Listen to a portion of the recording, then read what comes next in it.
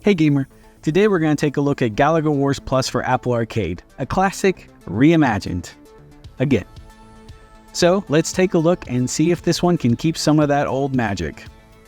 Galaga Wars Plus is developed by Bandai Namco and has a file size of 318 megs.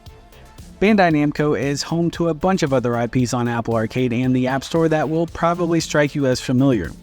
While Galaga Wars Plus has been available on Apple Arcade for a minute, they've recently done a large update, which is something that I'm glad to see developers do with refreshing their titles on the regular. I'm going to start off this review by saying that Galaga has always had a place in my heart. If I'm in an arcade, it's the second game that I'm going to, right after Robotron. So, how does Galaga Wars Plus add more? Basically, by adding more. Now there's power-ups, boss battles, and new ships to unlock, and we'll get to each of those in turn. First, let's touch on controls. And pun intended, because touch controls are all that you're offered and you can only play on your iPhone or iPad.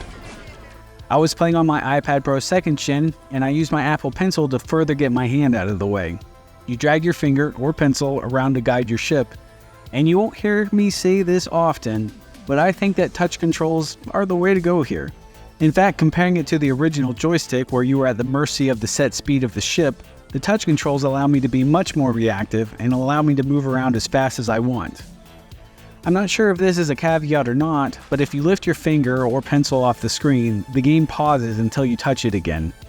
And that's when I found out a hidden surprise about my getting long in the tooth iPad, and that it looks like that I have two unresponsive dead touch bands in my display. Whenever I slide over them, the game would pause, and it would throw me off a bit and get me killed most times. Not the game's fault, of course, but yay, broken iPad.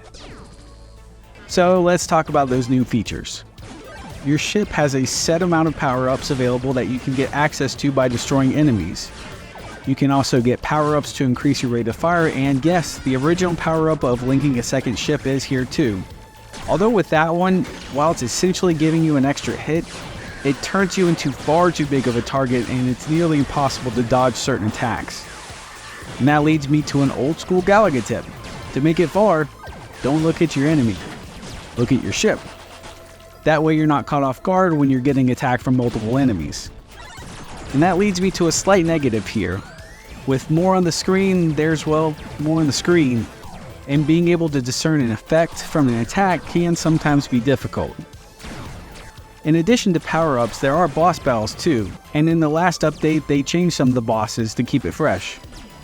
And by collecting credits from these guys, you can now acquire new ships that come from all sides of Bandai Namco's IPs. Each ship has different abilities which can really change up gameplay. And one perk that I noticed is that when you acquire a new ship, you're in essence getting additional lives.